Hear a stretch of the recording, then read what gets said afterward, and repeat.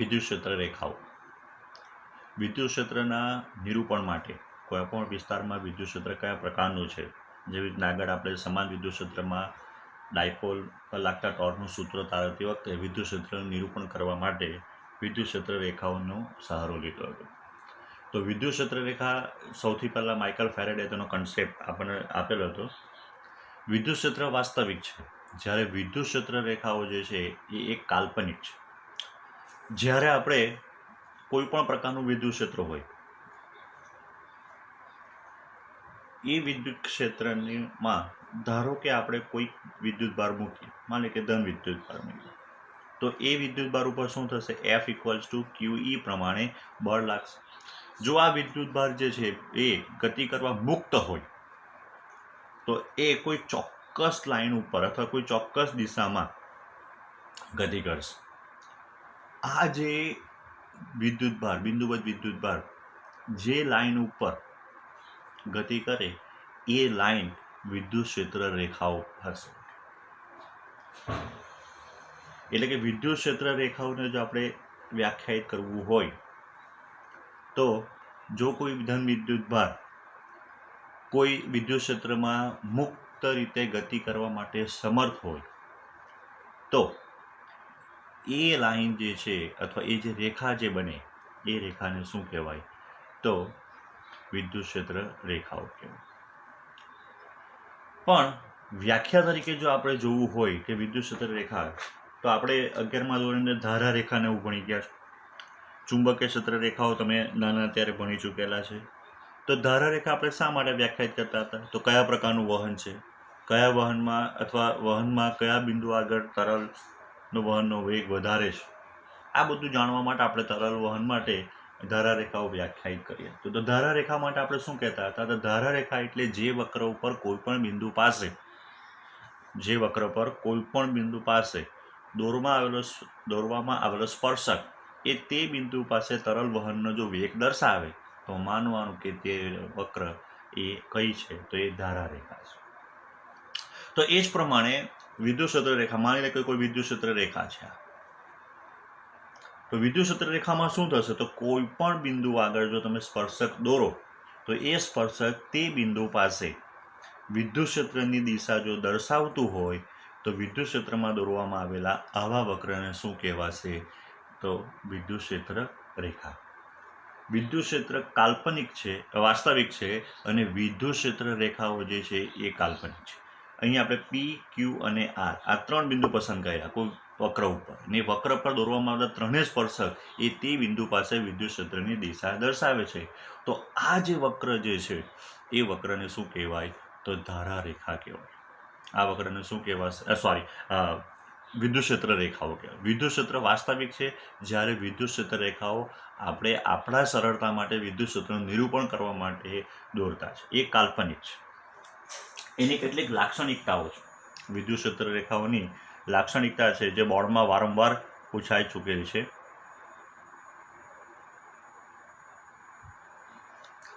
તો પહેલી જે લાક્ષણિકતા જે છે વિદ્યુત ક્ષેત્ર રેખાની પહેલી લાક્ષણિકતા, તો વિદ્યુત ક્ષેત્ર રેખા કોઈ પણ હોય એ સળંગ છે, વચ્ચે કોઈ બ્રેક નથી.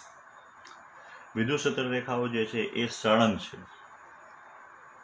એટલે વિદ્યુત ક્ષેત્ર રેખાઓ સળંગ વક્રો ધરાવતી એક પ્રકારની કાલ્પનિક રેખાઓ છે.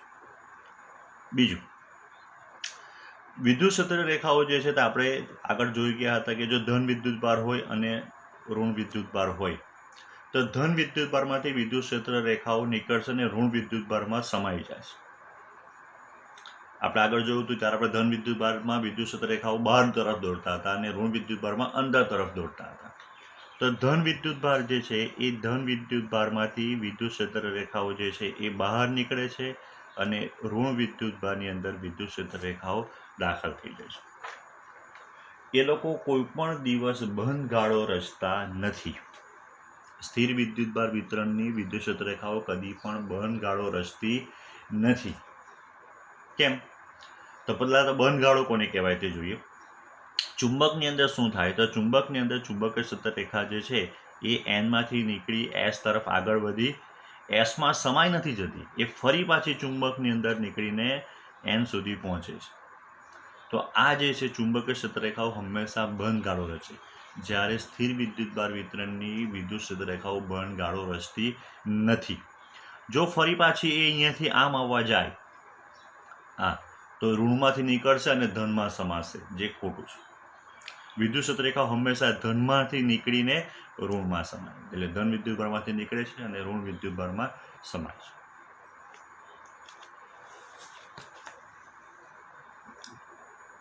બીજીની લાક્ષણિકતા જે છે તે આપણે જોઈ ગયા છે. એની વ્યાખ્યા તરીકે કોઈપણ બિંદુ આગળ દોરવામાં આવેલો સ્પર્શક, વિદ્યુત ક્ષેત્રરેખા પર કોઈપણ બિંદુ આગળ દોરવામાં આવેલો સ્પર્શક એ તે બિંદુ પાસે વિદ્યુત ક્ષેત્રની દિશા દર્શાવે છે અથવા વિદ્યુત ક્ષેત્રની દિશામાં હોય છે. ચોથી લાક્ષણિકતા એની છે કે બે વિદ્યુત ક્ષેત્રરેખાઓ કદી પણ એકબીજાને છેદતી નથી. આપણે આવી ચૂક્યું છે કેમ ધારારેખા એકબીજા નથી છેદતી.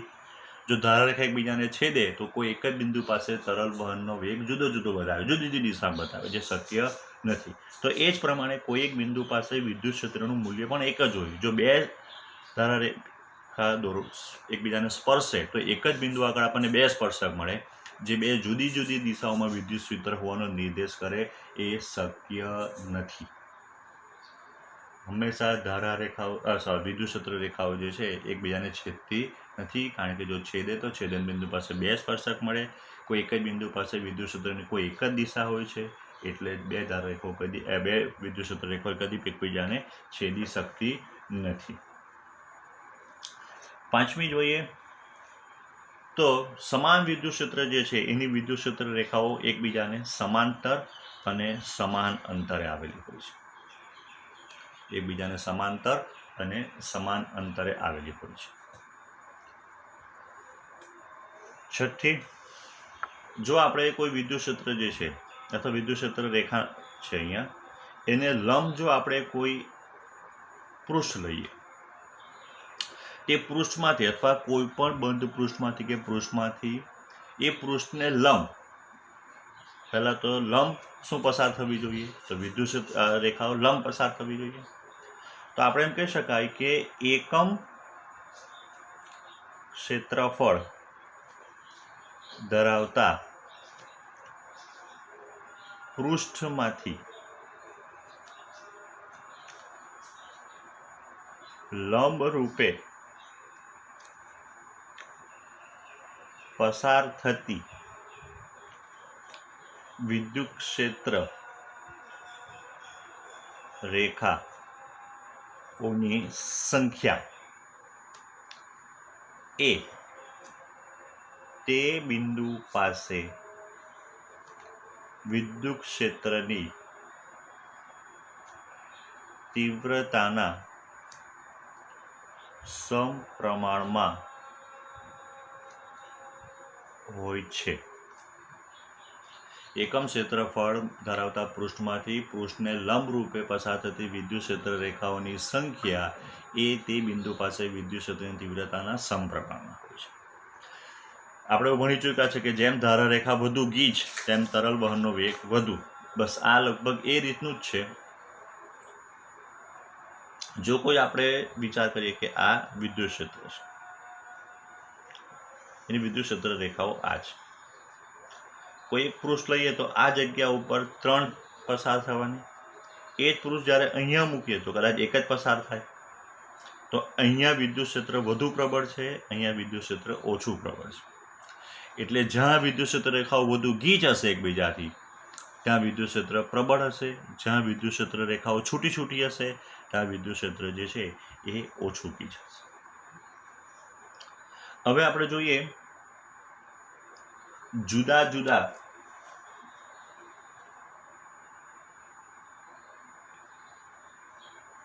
વિદ્યુતભાર કે વિદ્યુતભાર તંત્રની વિદ્યુત ક્ષેત્ર રેખા કેવી રીતના દોરી શકાય. તો ઓલરેડી આપણે એક બે તો ચર્ચા કરી ચૂક્યા છે. પહેલું આપણે ધન વિદ્યુતભાર લઈએ અને ઋણ વિદ્યુતભાર બિંદુવત, એ બે છૂટા છૂટા અલગ અલગ છે. તો ધન વિદ્યુતભારમાંથી શું થશે? તો ધન વિદ્યુતભારમાંથી વિદ્યુત ક્ષેત્ર રેખાઓ જે છે આ રીતે બહાર નીકળશે. ત્રિજ્યાવર્તી બહારની બાજુ એમ કહી શકાય.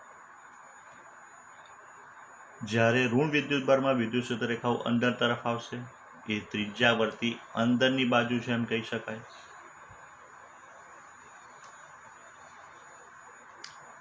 જો આપણે ડાયપોલ લઈએ તો ડાયપોલમાં શું આવશે? તો ડાયપોલમાં જેટલો ધન વિદ્યુતભાર આવે એટલો જ ઋણ વિદ્યુતભાર આવે. પહેલું જે આપણે દોરેલું છે એ પહેલાં આપણે હેડિંગ આપી દઈએ તો એ શું છે? ફર્સ્ટ કેસ જે છે તે ફર્સ્ટ કેસ આપણો બિંદુવત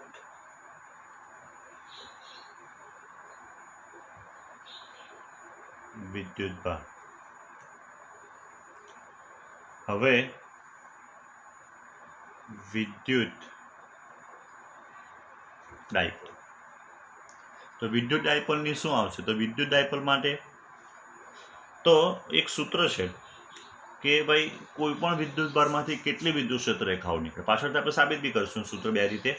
તો એ સૂત્ર છે n બરાબર બીટા ક્યુ બાય એપ્સિલોન 0. કોઈ પણ વિદ્યુતભાર ક્યુ હોય તો એ વિદ્યુતભાર ક્યુમાંથી કેટલી વિદ્યુત ક્ષેત્ર રેખાઓ નીકળે?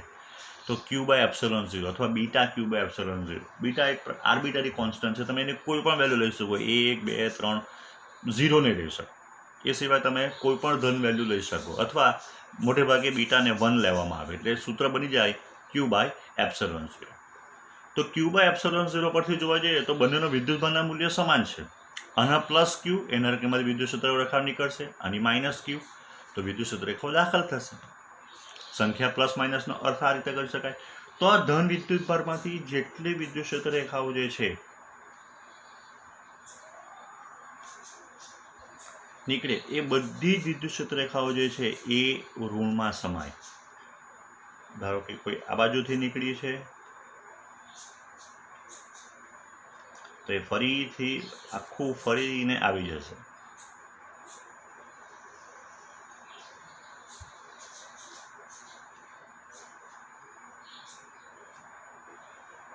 જેટલી ધનમાંથી નીકળે તેટલી. કેમ? તો કારણ કે આપણે જોઈએ સૂત્ર છે n બરાબર ક્યુ બાય એપ્સિલોન 0. અહીંયા Q1 આના માટે ક્યુની વેલ્યુ, આના માટે ક્યુની વેલ્યુ બંને સમાન છે એટલે બંને માટે સંકળાયેલી વિદ્યુત ક્ષેત્ર રેખાઓ જે છે એ સમાન હોવી જોઈએ. બીજું આપણે જોયું કે વિદ્યુત ક્ષેત્ર રેખાઓ છે, માની લે કે આ એક દોરી બાંધેલી છે આપણે બે વચ્ચે. તો આ જે એરો એવું બતાવે છે કે ઋણ વિદ્યુતભાર જે છે તે ધન વિદ્યુતભારને પોતાના તરફ ખેંચે છે.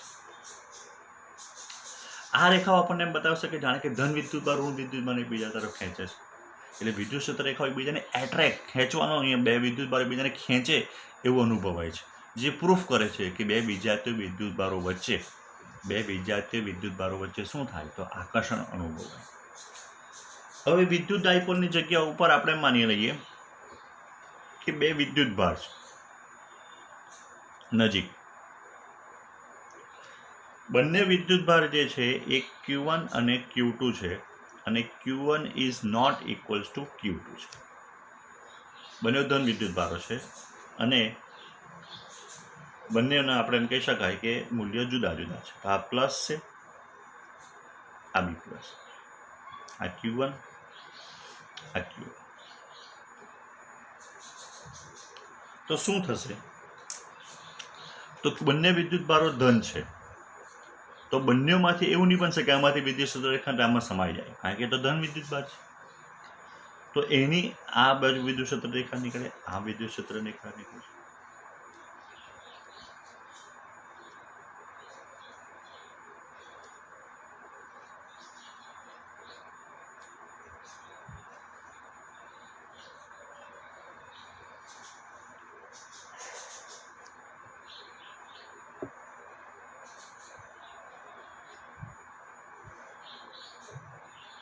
એની વિદ્યુત ક્ષેત્ર રેખા આ રીતે દોરી શકાય. કેવી રીતના દોરાયા વિદ્યુત ક્ષેત્ર રેખા તે એકવાર જોઈ લઈએ. માની લે કે બંને વિદ્યુતભાર જે છે અત્યારે એકબીજાથી ઘણા દૂર છે.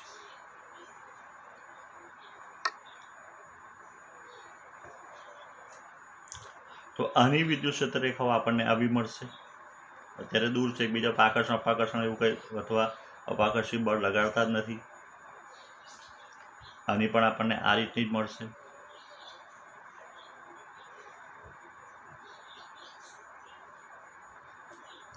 હવે જ્યારે માની લે કે બંને વિદ્યુતભારને બીજાથી નજીક લાવીએ એટલે વિદ્યુત ક્ષેત્ર રેખાઓ કેવી થઈ જશે? તો આ જે બધી વિદ્યુત ક્ષેત્ર રેખાઓ છે એનો શેપ આવો થઈ જશે, જે આગળ આપણે દોર્યો છે.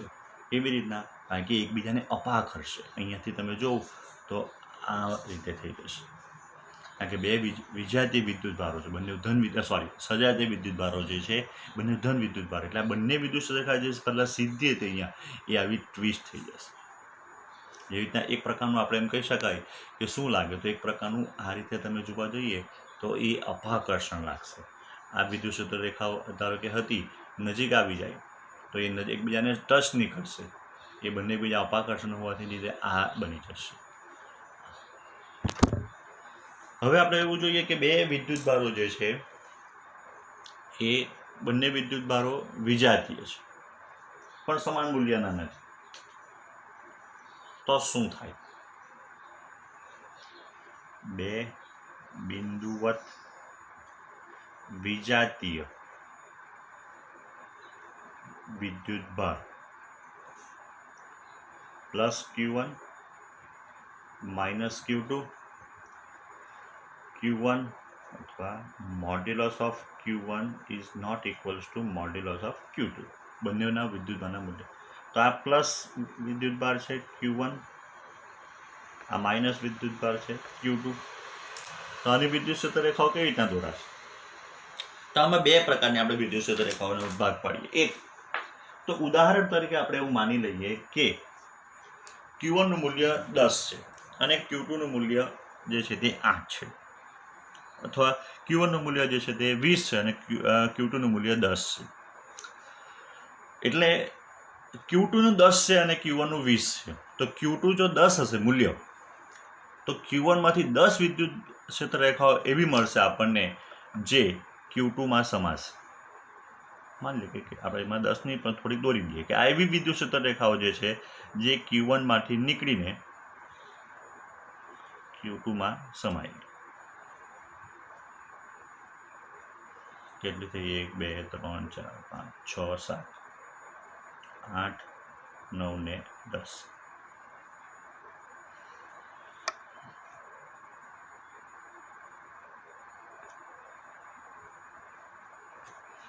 બરાબર.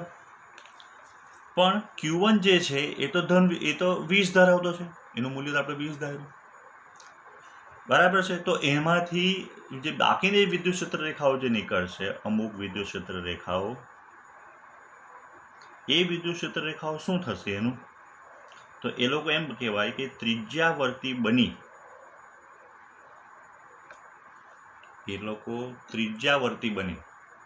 અનંત યાત્રાએ નીકળી જાય, એટલે કે ફરી પાછી ઋણ વિદ્યુતભાર સુધી એ આવતી નથી.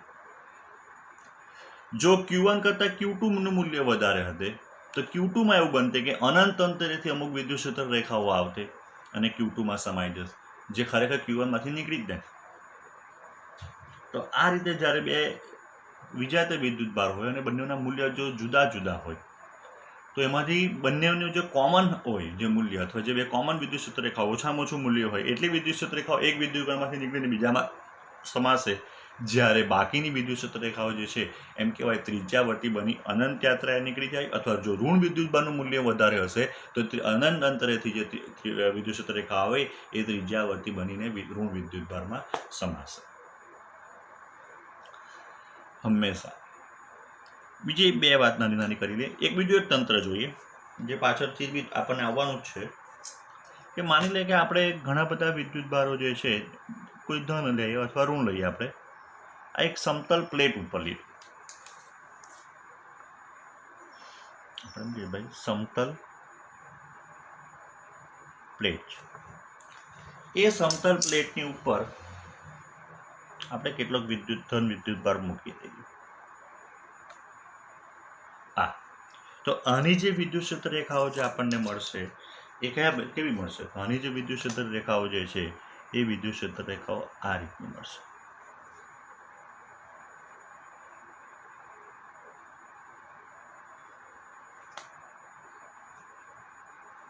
એકબીજાથી સમાન અંતરે અને એકબીજાને સમાંતર આવેલી હશે. કેમ? કારણ કે સમતલ પ્લેટને કારણે જે વિદ્યુત ક્ષેત્ર ઉત્પન્ન થાય એ સમાન વિદ્યુત ક્ષેત્ર ઉત્પન્ન થશે. એ પાછળથી આપણે સાબિત બી કરવાના છે.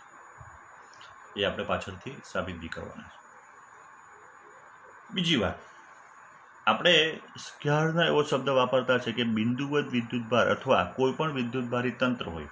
માની લે કે આ રીતનો છે, અહીંયા વિદ્યુતભાર છે, તો એની વિદ્યુત ક્ષેત્ર રેખાઓ જે છે એની વિદ્યુત ક્ષેત્ર આપણે એમ કહેતા કે ત્રિજ્યાવર્તી બને. અહીંયા બી આપણે જે દોરી એ આમ થોડું ત્રિજ્યાવર્તી કરી દીધું, કર્વ જેવો કરી દીધું. કેમ? એનું કારણ શું? કે જો વિદ્યુત ક્ષેત્ર રેખાઓ ત્રિજ્યાવર્તી ન બને, આ જગ્યાનું સ્થાનિક પૃષ્ઠ અથવા પૃષ્ઠ કોને કહેવાય? તો એનો સ્પર્શક જે છે તે પૃષ્ઠ કહેવાય. સ્પર્શક અને ત્રિજ્યા હંમેશા એકબીજાને લંબ આવે. તો જ્યારે આપણે એમ કહી શકાય કે આ કોઈ વિદ્યુતભાર જે છે એને એની વિદ્યુત ક્ષેત્ર રેખાઓ લંબ હોય, આ નીકળતી હશે, આપણે ખોટું દોર્યું, બહારથી આવે. ઋણ વિદ્યુતભાર હોય તો અંદરથી આવશે, ધન વિદ્યુતભાર હોય તો બહાર જાય. તો એની પૃષ્ઠને હંમેશા લંબ જ થાય, અને પૃષ્ઠને લંબ કોણ બને? ત્રિજ્યા. કેમ? તેનું રીઝન છે કે આ જે બધા વિદ્યુતભારો જે સ્થિર છે. આપણે યાદ હોય તો એક વખતે ઉદાહરણ આપેલું કે જ્યારે આપણે ત્યાં સ્કૂલમાં માસી પોતું મારે તો ત્યારે એનું જે પોતું મારવાનું જે દંડો છે એ થોડોક આ રીતનો ક્રોસ રાખે કે જેથી બે ઘટકો ઉત્પન્ન થાય, એક સપાટીને લંબ ઘટક અને બીજો સપાટીને સમાંતર ઘટક. બરાબર છે? જો બળનો લંબ હંમેશા જો બળ સપાટીને લંબ રૂપે લાગે તો સપાટીને સમાંતર ઘટક ઉત્પન્ન થાય જ નહીં. આ જે વિદ્યુતભારો છે એ વિદ્યુતભારો સ્થિર વિદ્યુતભારો છે, ગતિ કરતા નથી સપાટી ઉપર એની જાતે. તો એ ક્યારે પોસિબલ બને કે જે વિદ્યુત ક્ષેત્ર રેખાઓ જે છે એ વિદ્યુત ક્ષેત્ર રેખાઓ એ ત્રિજ્યાવર્તી બને કે જેથી એ સપાટીને લંબ રૂપે જ આવે. ને જો સપાટીને લંબ રૂપે જો બળ લાગતું હોય તો આપણને ખબર છે કે સપાટીને લંબ રૂપે બળ લાગતું હોય તો એનો સપાટીને સમાંતર ઘટક ઉત્પન્ન થતો નથી. એટલે એ જે વિદ્યુતભાર ગતિ કરી શકતો નથી, વિદ્યુતભાર સ્થિર રહે છે. એ પાછળથી બીજા ચેપ્ટરમાં બી આપણે આનું થોડું ડિટેલમાં ચર્ચા કરવાના છે, પણ અત્યારે થોડી એની ઉપર આપણે ચર્ચા કરી લીધી.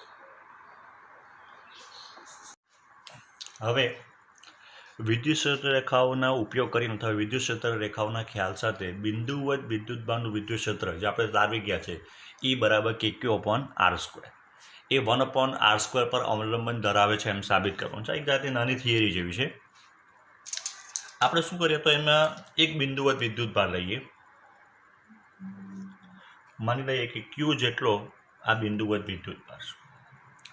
એમાંથી ઘણી બધી વિદ્યુત ક્ષેત્ર રેખાઓ નીકળે છે. આપણે વિદ્યુત ક્ષેત્ર રેખાઓ દોરી બતાવીએ.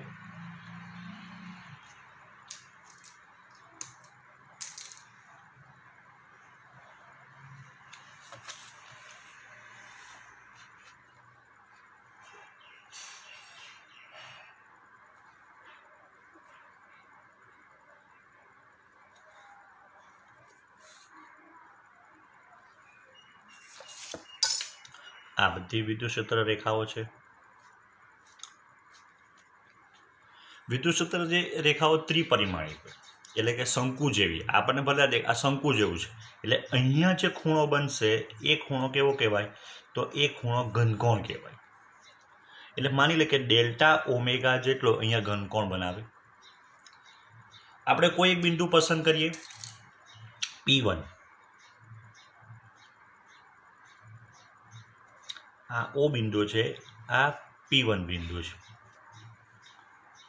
એ જ પ્રમાણે કોઈ બિંદુ P2 પાસે, આ P2 છે. બીજું એક ક્ષેત્રફળ દોરીએ. જે અંતરની વાત છે તો આ જે ડિસ્ટન્સ છે એ માની લઈએ R1 છે અને આ જે ડિસ્ટન્સ છે એ R2 છે. બરાબર. હવે ઘનકોણ માટે આપણે એવું ભણી ચૂક્યા છે કે ભાઈ ઘનકોણને કેવી રીતના વ્યાખ્યાયિત થાય? ડેલ્ટા ઓમેગા બરાબર, તો ગુજરાતીમાં એનું સૂત્ર કયું આવે? તો ચાપ, ખૂણો બરાબર ચાપ ભાગ્યા ત્રિજ્યા. તો અહીંયા આવશે ક્ષેત્રફળના છેદમાં ત્રિજ્યાનો વર્ગ. તો ધેરફોર ક્ષેત્રફળ is equals to delta omega into ત્રિજ્યાનો વર્ગ. ધેરફોર જે P1 પાસેનું ક્ષેત્રફળ છે એને જો આપણે A1 કહીએ તો એ કેટલું થશે? તો delta omega into R1 square. P2 પાસેનું જે ક્ષેત્રફળ છે A2 બરાબર delta omega into R2 square. બરાબર છે. હવે આપણે એવું ભણી ચૂક્યા છે કે અથવા વિદ્યુત રેખાની લાક્ષણિકતામાં આપણે એવું જોઈ ગયા છે કે કોઈ પણ બિંદુ પાસે, અથવા પહેલા એક કામ કરીએ કે ધારો કે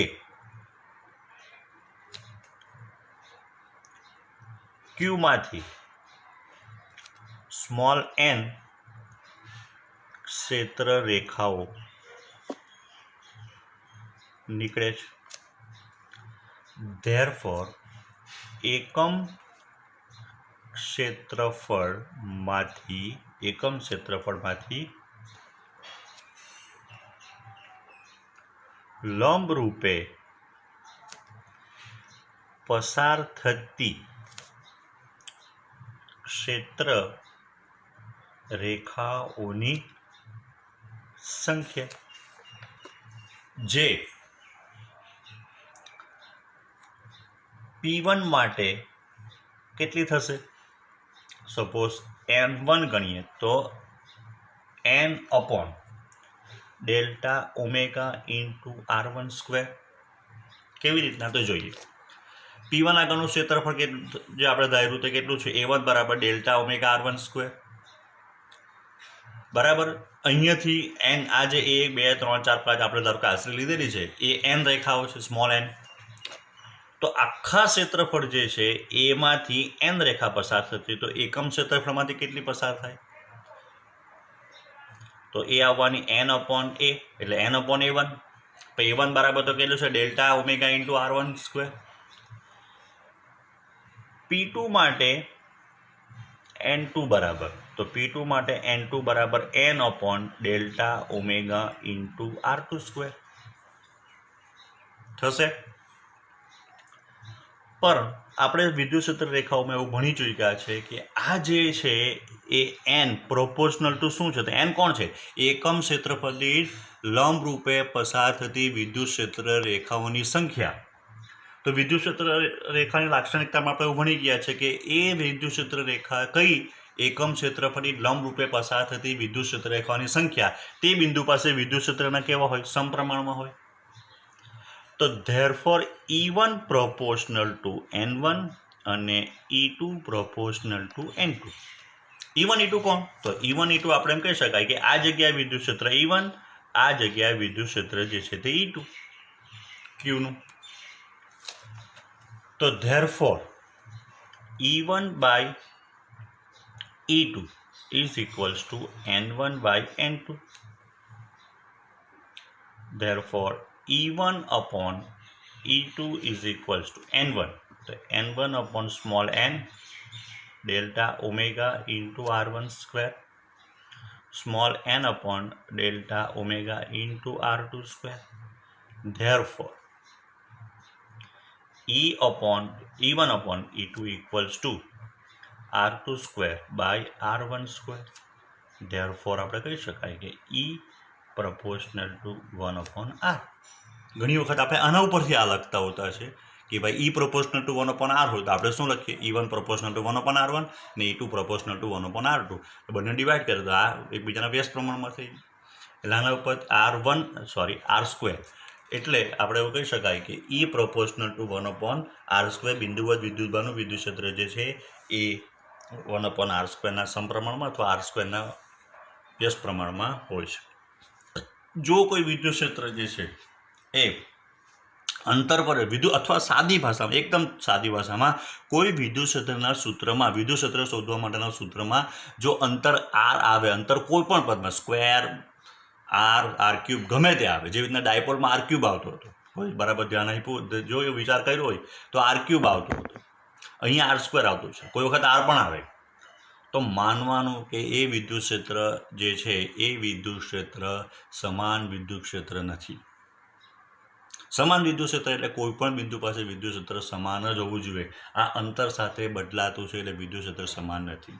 આપણે ધીરે ધીરે પાછળથી અત્યારે જોવાના છે કે ભાઈ સમાન વિદ્યુત ક્ષેત્ર કેવી રીતના ઉત્પન્ન કરી શકાય, કે જેમાં R વાળું અથવા અંતરનું કોઈ પદ જ નહીં આવે.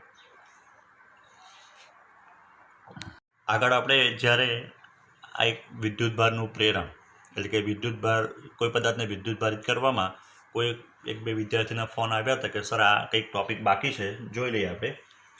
તો કોઈપણ પદાર્થને વિદ્યુતભારિત કરવાની મુખ્યત્વે બે રીત છે, એક ભૌતિક સંપર્ક કરીને અને બીજો ભૌતિક સંપર્ક કર્યા વિના, જેને વિદ્યુતભારનું પ્રેરણ પણ કહેવાય. તો આપણે માની લઈએ કે આ બે ગોળા છે સુવાહક, એના વાહક સ્ટેન્ડ ઉપર મૂકેલા છે. ક્યાં તો આ બંને ગોળાને એકબીજાની સંપર્કમાં લાવો, ટચ કરાવો ને છોડી દો, અથવા બે ગોળા વચ્ચે કોઈ સુવાહક તાર જોડો. એટલે શું થશે? તો કદાચ એવું બની, માની લે કે પહેલાં એક ગોળા ઉપર વિદ્યુતભાર છે ને બીજા ગોળા ઉપર વિદ્યુતભાર નથી. તો જ્યારે આપણે એને ભૌતિક સંપર્કમાં લાવીએ, કાં તો બંનેને ટચ કરાવો અથવા બંને વચ્ચે સુવાહક તાર, તો એક ગોળા ઉપરથી બીજા ગોળા ઉપર વિદ્યુતભાર જે છે એ ટ્રાન્સફર થશે. તો આ સંપર્ક કરીને આપણે એમ કહી શકાય કે વિદ્યુતભારને એક પદાર્થને પરથી વિદ્યુતભાર બીજા પદાર્થ પર મોકલાવાય. બરાબર? જો એવું બને કે આ બંને ગોળા જે છે એ બંને ગોળા સમાન હોય વધી રીતે, તો ધારો કે આના પર Q વિદ્યુતભાર હશે ને બંને ગોળા સમાન હશે, તો બંને ગોળા ઉપર Q/2 જ્યારે સંપર્ક લાવીને છોડી દેવામાં આવે તો બંને ગોળા ઉપર Q/2 જેટલો કુલ વિદ્યુતભાર હતો અને અડધો વિદ્યુતભાર વહેંચાઈ જશે. માની લે કે આપણી પાસે આ એક ગોળો છે, આ બીજો, બંને સમાન ગોળા છે. આના ઉપર 3Q જેટલો વિદ્યુતભાર છે, આના ઉપર માની લે કે 2Q જેટલો વિદ્યુતભાર છે. બંનેને સંપર્કમાં લાવો એટલે બંને ગોળા પર કુલ વિદ્યુતભાર કેટલો થવાનો? તો બંને પર કુલ વિદ્યુતભાર થવાનો 5Q. તો આના પર જ્યારે સંપર્કમાં લાવો છો તો આના 5Q/2, આના પર 5Q/2 જેટલો વિદ્યુતભાર આવે. આના પર પ્લસ વિદ્યુતભાર છે, આના પર માઇનસ વિદ્યુતભાર છે, તો કુલ વિદ્યુતભાર થવાનો Q, કેમ કે આગળ 3Q - 2Q એટલે Q, એટલે ફરી પાછો Q/2 વહેંચાઈ જાય. એટલે જેટલો વિદ્યુતભાર કુલ વિદ્યુતભાર હોય સંપર્ક કરાવતા પહેલાં, તો એનો અડધો વિદ્યુતભાર સંપર્ક કરાવ્યા પછી વહેંચાઈ જાય. પણ ક્યારે? જ્યારે બંને ગોળા સમાન હોય તો, બંનેના પરિમાણ સમાન હોય તો. જો પરિમાણ જુદા જુદા હોય, એક ગોળો નાનો હોય ને એક ગોળો મોટો હોય, તો જેનું ક્ષેત્રફળ વધારે, બરાબર, જેનું કદ વધારે, બરાબર, એના પર વિદ્યુતભાર વધારે આવે. આપણે પાછળથી પરફેક્ટ સૂત્ર તારવવાના છે કે જો કોઈની ત્રિજ્યા R હોય, બીજાની ત્રિજ્યા R2 હોય, તો જ્યારે વિદ્યુતભારો વહેંચાય ત્યારે એ કયા પ્રમાણમાં વહેંચાય. પણ એટલું ખરું, એટલું નક્કી છે કે જે વિદ્યુતભારનું જે ગોળાનું ક્ષેત્રફળ વધારે હશે એ ગોળા ઉપર વધારે વિદ્યુતભાર જાય.